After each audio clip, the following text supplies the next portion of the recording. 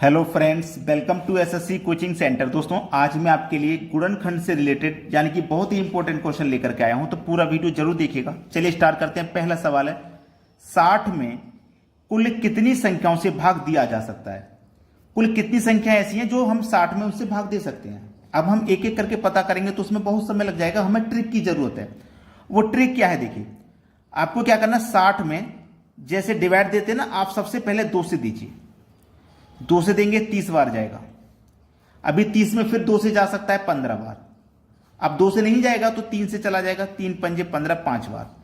अब 5 से कट जाएगा ये 1 बार। तो हमारे पास इसके गुणनखंड कितने आ गए? 2 गुने 2 गुने 3 गुने 5, यही तो निकल के आ गए। अब देखो यहां पे देखना है आपको कि कौन सी संख्या बार बार रिपीट हुई है। 2 आपका 2 बार आया है ना, 2 आपका 2 बार आया है तो 2 का पावर 2 हो जाएगा। 3 एक बार आया है तो 3 का पावर 1 हो जाएगा, और 5 एक बार आया तो 5 का पावर आपका 1 हो जाएगा। ठीक है, अब आपको करना क्या होता है, आपको मतलब है केवल पावर से। तो 2 पावर है ना, इसमें 1 जोड़ के लिखो 3 हो जाएगा, इस पावर में भी 1 जोड़ के लिखो 2 हो जाएगा, इस पावर में भी 1 जोड़ के लिखो 2 हो जाएगा। बस आपस में मल्टीप्लाई करना है। 3 दूने का 6, 6 दूने का 12। 12 देख लीजिए किस ऑप्शन में सही जवाब है आपका, पहले ऑप्शन में दिया गया। सबसे सरल तरीका बताया है। एक और क्वेश्चन बिल्कुल ऐसा ही लिया है मैंने, जिससे कि और अच्छे से क्लियर हो जाए। अब देखते हैं अगला प्रश्न। अगला प्रश्न है, 360 में कुल कितनी संख्याओं से भाग दिया जा सकता है? आपको क्या करना है, 360 लिखना है। इसमें वही करेंगे जो अभी हमने किया था, सबसे पहले 2 से कटाएंगे। 2 से कटाऊंगा मैं तो 180 बार में कटेगा, फिर 2 से कटाऊंगा तो 90 बार में कटेगा, और फिर 2 से कटाऊंगा तो ये 45 बार में कट जाएगा। अब 2 से नहीं कटेगा, 3 से कटेगा। 3 से कटाऊंगा 15 बार में कटेगा, कटेगा कि नहीं? फिर 3 से कटाऊंगा तो 5 बार में कट जाएगा। अब 5 से कटाऊंगा तो 1 बार में। तो मेरे पास गुणनखंड क्या है, 2 गुने 2 गुने 2 गुने 3 गुने 3 गुने 5, ये मेरे पास गुणनखंड आए हैं। तो 2 मेरा देखो कितनी बार आया है, 2 3 बार आया ना, तो 2 की पावर में 3 कर दूंगा। ठीक है, इंटू 3 मेरे पास कितने बार आया, तो 2 बार आया तो 3 की पावर 2 कर दूंगा, और 5 मेरे पास 1 बार आया तो 5 की पावर 1 कर दूंगा। अब जो पावर आई है इसमें एक एक और जोड़ देना है। 3 में 1 जोड़ेंगे 4 हो जाएगी, 2 में 1 जोड़ेंगे 3 हो जाएगी, और 1 में 1 जोड़ेंगे 2। बस इनका आपस में आपको गुना करना है। 4 त्रिक का 12, 12 दूने का 24। बस सवाल का आंसर आ गया।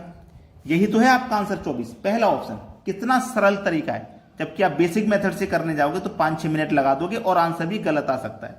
इस तरीके से कभी आंसर गलत नहीं आएगा। अब देखेंगे अगला सवाल। अगला प्रश्न है, 15 की पावर 25 में कुल अभाज्य गुणनखंडों की संख्या ज्ञात करें। यह सवाल पहले वाले सवाल से अलग था। ठीक है, हमें यहां पे क्या करना होगा कि हमारे पास जो 15 है, ये जो 15 है इसके हमें फैक्टर करने हैं 15 के। तो मैं 15 के फैक्टर करूंगा तो सबसे पहले तो 3 से डिवाइड हो जाएगा ये 5 बार में, और फिर 5 से डिवाइड हो जाएगा 1 बार में। तो मेरे पास गुणनखंड कितने आए, एक तो 3 आ गया और एक 5 आ गया। 2 ही गुणनखंड तो है भाई, एक गुणनखंड ये है और एक, दोनों संख्या 2 ही तो है। मैं मेरे पास गुणनखंड की संख्या कितनी है, 2। तो इस प्रश्न में बस यही करना है, जितनी गुणनखंड की संख्या आई है उन संख्या से जो पावर आई है उसमें आपको मल्टीप्लाई कर देना है। आंसर आ गया 50। बी ऑप्शन बिल्कुल सही जवाब है भाई। अभाज्य गुणनखंडों की संख्या ज्ञात करनी है, इसके आपने फैक्टर निकाली, आपको पता चल गया कि 2 ही फैक्टर है, 2 ही गुणनखंड है, यानी कि 2 ही संख्या में। तो 2 का मल्टीप्लाई पावर से कर देना है, आंसर आपको मिल जाएगा। अब देखते हैं अगला सवाल। अगला सवाल है, 48 की पावर 20 में कुल अभाज्य गुणनखंडों की संख्या ज्ञात करें। देखो यहां पे कितना आपके पास, 48। ठीक है, 48 मैंने क्या बोला, पावर से नहीं, पहले हमने देखो 15 से वो किया था ना फैक्टर, पावर को ऐसे ही रहने दिया, ऐसे 48 की फैक्टर करेंगे। सबसे पहले 2 से कटाएंगे, 24 बार में कटेगा, फिर 2 से कटाएंगे 12 बार में कटेगा, फिर 2 से कटाएंगे 6 बार में कटेगा, फिर 2 से कटाएंगे 3 बार में, अब 3 से कटाएंगे 1 बार में। हमारे पास फैक्टर कितने हैं, 1 2 3 4 5, 5 फैक्टर हैं हमारे पास। फैक्टर कितने हैं, 5। तो 5 लिखना है। पिछले क्वेश्चन में 2 फैक्टर आए थे, हमने 2 लिखा, यहां 5 आए हैं तो 5 लिखना है, और जो पावर दी गई है उससे आपको गुना कर देना है। तो 5 का गुना 20 से कर दूंगा, आपको आंसर मिल जाएगा 100।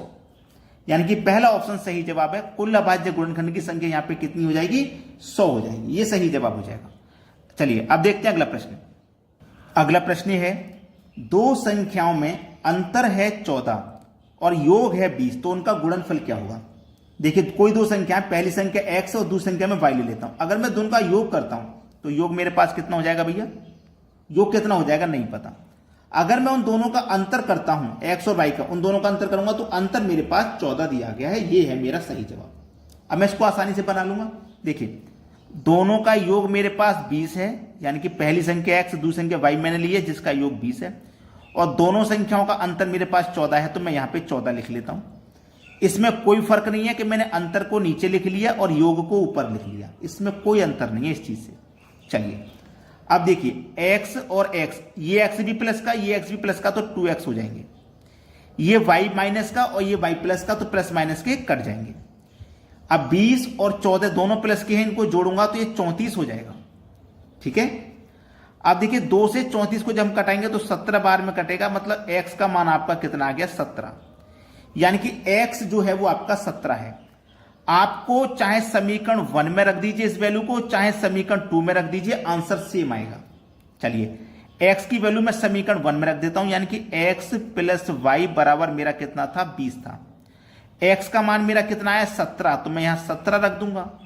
प्लस का y का मान मुझे बताना है कि गुणनफल बताना है, मुझे गुणनफल बताना होगा। ठीक है, गुणनफल y बराबर मेरा कितना है, देखो 20। अब देखिएगा y का मान निकाल लूंगा मैं 20, ये प्लस का 17 इधर आके माइनस का 17 हो जाएगा, तो y का मान मेरा कितना हो जाएगा, 3। मेरे पास y का मान आ गया 3। अब मुझसे जो पूछा है, मुझसे पूछा है उनका गुणनफल, तो मेरे पास देखो x का मान मुझे पता है 17 है, y का मान 3 है, तो x का मान 17, y का मान 3, तीनों का गुणा कर दो, 17 त्रिक का 51 हो जाएगा, ये आपका आंसर हो जाएगा। सी ऑप्शन बिल्कुल सही जवाब है भाई। x का मान 17 है, y का मान 3 है, 3 गुणा ही तो पूछा है, तो गुणा हमने कर दिया, आंसर हमको मिल गया। अब देखेंगे अगला प्रश्न।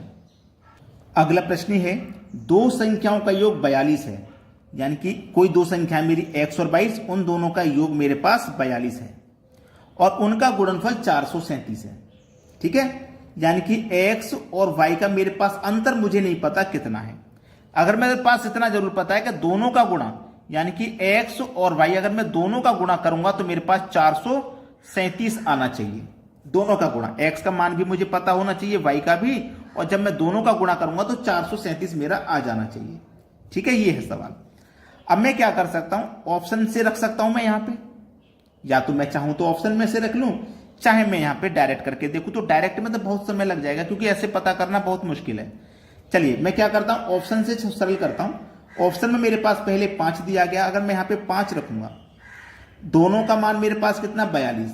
अगर मैं यहां पे x और y दोनों मेरे पास 42 है और दोनों का गुना मेरे पास 432 है, दोनों का योग 42, दोनों का गुना 432, तो मुझे इस 42 में देखो इधर करता हूं मैं x प्लस y, मुझे कोई दो संख्या ऐसी लेनी है जिनका योग मैं करूं तो 42 आ जाए और जिनका गुणा करूं तो 437 आ जाए। ठीक है, तो इसके लिए आपको टेबल पहाड़े, इसका मतलब आपको याद होना चाहिए। अगर टेबल और पहाड़े आपको याद है तो आप इसको आसानी से कर पाओगे, अगर याद नहीं तो नहीं कर पाओगे। क्योंकि अगर आप 23 का गुना 19 से करते हैं तो आपको कितना मिलेगा, 437 मिलेगा। ठीक है, अगर हम 23 का गुना 19 से करते हैं और 23 और 19 को जोड़ते हैं तो 42 मिलेगा। मैं पहले इनको जोड़ देता हूं भाई, 23 और 19 को जोड़ने से कितना मिलेगा, 42 मिलेगा। और अगर मैं 23 और 19 का गुणा करता हूं तो कितना मिलेगा, 437 मिलेगा। तो जब मुझे इतना पता है कि एक संख्या मेरी 23 है और दूसरी संख्या मेरी 19 है और दोनों का अंतर पूछ रहा है, तो अंतर आ जाएगा 4, यानी कि सी ऑप्शन बिल्कुल सही जवाब है। तो पहाड़े आपको कहीं ना कहीं बहुत मिसअंडरस्टैंडिंग कर सकते हैं अगर आपको ये याद नहीं है तो। अब देखते हैं अगला सवाल। अगला प्रश्न है, भाग के प्रश्न में विद्यार्थी 36 के बदले 63 को भाजक के रूप में लेता है तो उसका उत्तर 24 था। सही उत्तर क्या है भाई, उसे लेना कितना चाहिए था, 36, लेकिन उसने कितना ले लिया, गलती से 63 ले लिया। 63 जब उसने लिया तो उसका उत्तर कितना आया, 24 आया। जबकि सही उत्तर कब आएगा, जब 36 लोगे आप, तो पट्टे में क्या रखना है आपको, 36। बस सवाल खत्म। 12 दूने का 24, 12 त्रिक का 36, 3 से कट जाएगा 63 21 बार में, और 21 का 2 से कर लो तो 42। तो जो सही उत्तर आएगा ना वो 42 आ जाएगा। बी ऑप्शन सवाल का प्रश्न का बिल्कुल सही जवाब है। मैं आपको इसमें एक चीज बताता हूं, जैसे कभी भी कोई प्रश्न पूछे कि 63 मतलब 36 के बदले 63 ले लिया, तो ये संख्या पलटी हुई है। 36 को मैं पलटूंगा 63 हो जाएगा, 36 को पलटूंगा 63 हो जाएगा, तो मेरा सही उत्तर आना चाहिए। उत्तर कितना है उसका, 24। तो मुझे इसको भी पलट देना है, 42 हो जाएगा। कोई भी कहे कि उसने 24 के स्थान पे 42 ले लिया, ठीक है, तो उसका उत्तर मान लीजिए 20 आया। अब इसको जब मैं पलटूंगा तो 02 आएगा, यानी कि संख्याओं को बस पलटा जाता है, गलत उत्तर को पलट दो सही आ जाएगा। जैसे संख्याओं को पलटा गया ऐसे उत्तर को भी पलट दो, आपका आंसर आ जाया करेगा। ठीक है, तो आपको वीडियो कैसा लगा कमेंट करके ना, और लाइक अगर आपने अभी तक नहीं किया तो लाइक कर दीजिए। ठीक है दोस्तों, धन्यवाद।